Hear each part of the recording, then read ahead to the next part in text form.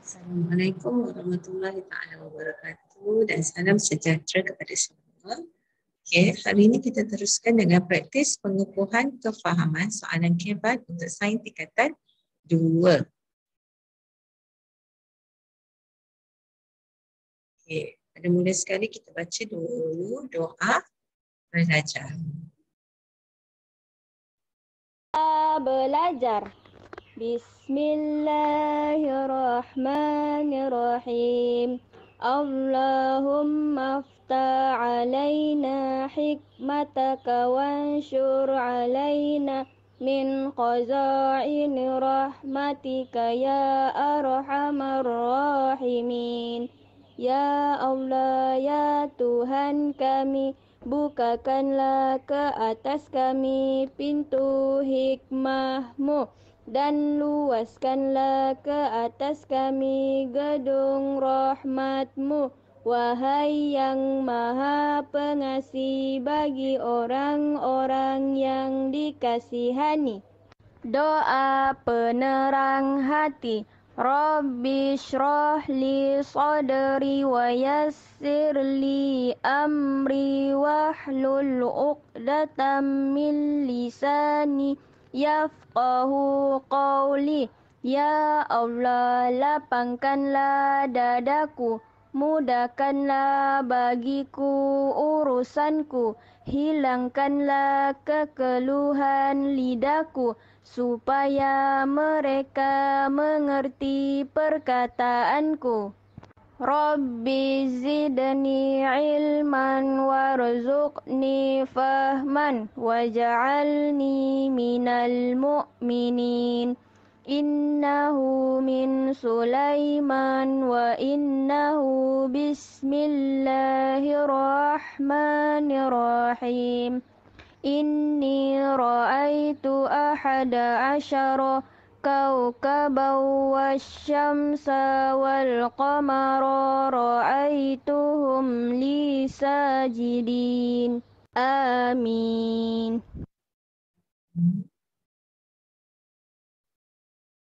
Doa Teruskan dengan soalan ekosistem. Okey, untuk soalan ekosistem ini, untuk soalan ekosistem, kita tengok pada soalan 1.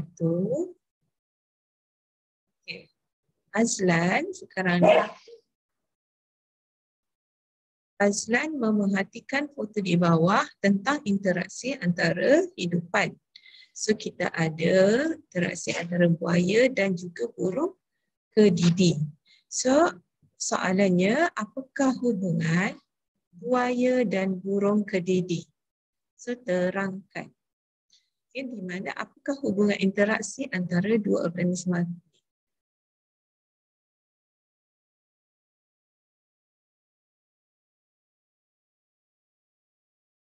Okay. Interaksi antara buaya dan burung kedidi adalah interaksi mutualisme, yang mana burung kedidi ni dia hinggap di gigi buaya untuk membersihkan gigi, untuk membersihkan dan mendapatkan makanan daripada sisa-sisa yang terdapat pada mulut buaya. Manakala buaya dia tak makan burung kedidi, so apa yang dia dapat adalah mulut dia lebih bersih. Okay. Sekarang soalan 2. Soalan 2, rajah di bawah menunjukkan sistem pencernaan seekor lembu yang merupakan haiwan herbivore. So haiwan herbivore kita tahu adalah haiwan yang makan tumbuhan sahaja.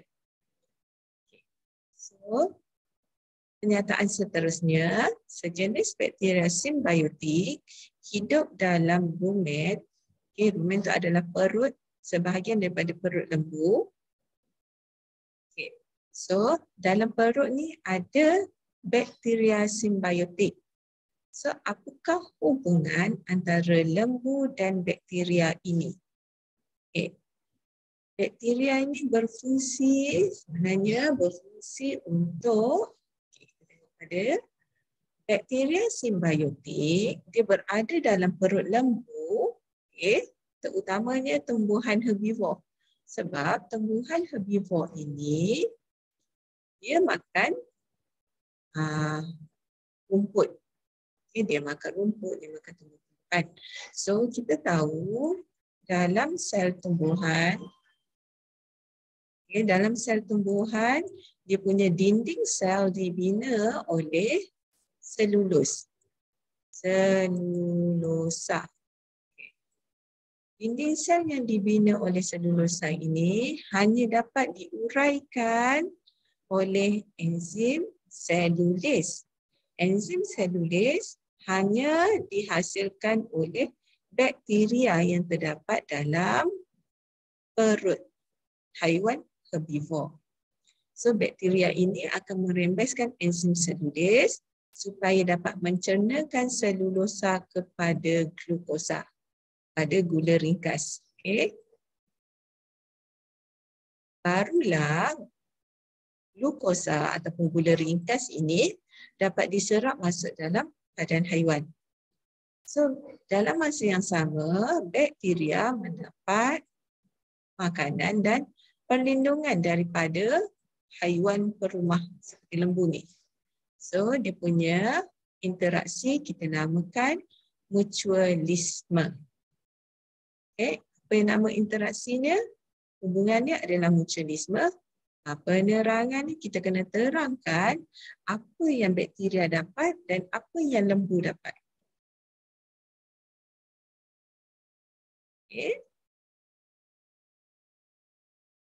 Next question.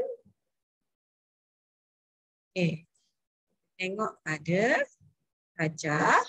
Foto di bawah menunjukkan interaksi antara mangsa-pemangsa hidupan di padang rumput Afrika. Kita nampak ni kuda belang, singa makan kuda belang. Apakah mangsa dan apakah pemangsa? So ini dia nak tanya maksud. Mangsa, apa itu pemangsa? Dan kita nak bincangkan ciri-ciri mangsa dan pemangsa. So dalam gambar ni, kita sedia maklum. Kuda ni mangsa. Ini pemangsa. Macam mana ciri-ciri pemangsa dan mangsa? Itu yang kamu kena huraikan dalam jawapan.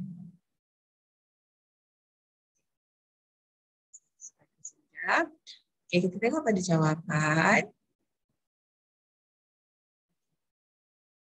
Mangsa adalah organisma yang diburu.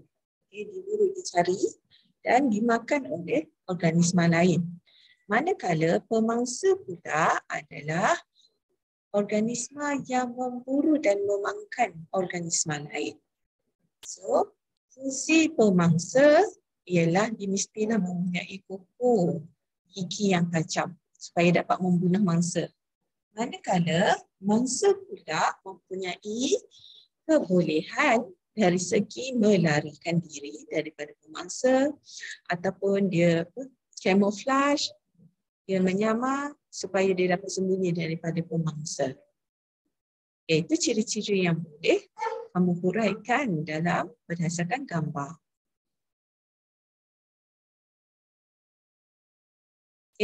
Foto yang keempat, soalan 4, kita tengok ekosistem di dalam kolam yang dapat diperhatikan di kawasan sekolah. Kita tengok pada ekosistem kolam ni kita ada gambar ikan. Ramalkan apa yang akan berlaku kepada keseimbangan alam dalam satu ekosistem kolam jika, ini persoalannya, jika banyak ikan berhijrah ke dalam kolam itu dalam jangka masa yang pendek. Maksudnya ada satu kolam, ikan tu nak berhijrah sendiri, ataupun kita masukkan banyak-banyak ikan. Masukkan banyak-banyak ikan ke dalam kolam ni. Apa berlaku pada keseimbangan ekosistem kolam? Macam sama lah juga ada satu kawasan, kita masukkan banyak-banyak organisma. Apa keseimbangan yang berlaku? Keseimbangan daripada sudut keperluan asas.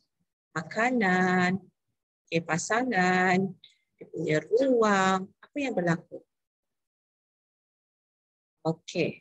Apa yang berlaku ialah yang pertama persaingan. Persaingan terhadap, yang pertama makanan, asas dia makanan. Perkara asasnya adalah makanan, iaitu berlaku persaingan antara ikan untuk mendapatkan makanan. So makanan akan berkurang. Bila makanan berkurang, ikan sama ada ikan akan mati ataupun ikan tu akan berhijrah ke kawasan lain.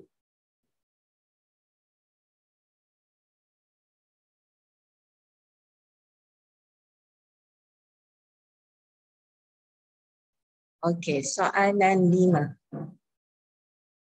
Soalan 5 ini menunjukkan virus HIV yang dapat diperhatikan di bawah mikroskop.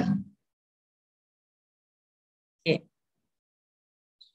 Ini adalah gambar virus HIV. So virus HIV ini adalah disebabkan adalah punca utama kepada penyakit AIDS, yang mana virus ini dia menyerang sel darah putih. Bila dia menyerang sel darah putih, fungsi utama sel darah putih adalah untuk keimunan badan, pertahanan badan. So bila HIV serang sel darah putih, keimunan badan manusia akan jadi rendah. Sebab mudah pesakit AIDS ni mudah jatuh sakit. So soalannya, apakah hubungan antara virus HIV dengan manusia? Apakah kesan virus HIV terhadap manusia? Terangkan jawapan anda. Pertama, dia nak hubungan. Kedua, dia nak kesan kepada manusia. Dan terangkan jawapan anda. Macam kita terangkan tadi. HIV dia menyerang sel darah putih, yang mana sel darah putih itu penting untuk keimunan badan manusia. Tengok mana jawapan. Jawapan diterangkan kepada hubungan dahulu. HIV adalah parasit kerana dia menggunakan sel manusia sebagai host atau perumah dia. So manusia adalah perumah. Hubungan dia adalah parasitisme. Parasitisme. So, HIV memperoleh nutrien daripada sel badan manusia. So, dia menyerang sel darah putih dan melumpuhkan sistem pertahanan badan manusia. Sistem keimunan badan manusia. So, manusia akan kesan dia mudah jatuh sakit, mudah dijangkiti penyakit lain. Hubungannya adalah parasitisme. Saya rasa itu saja untuk hari ini.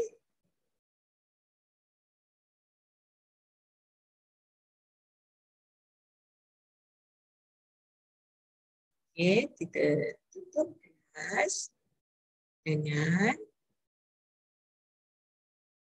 Bismillah dan surah Al-As. Bismillahirrahmanirrahim.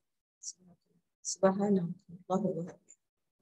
Asyhadu an la ilaha illa anta astaghfiruka. Bismillahirrahmanirrahim. Jumpa lagi.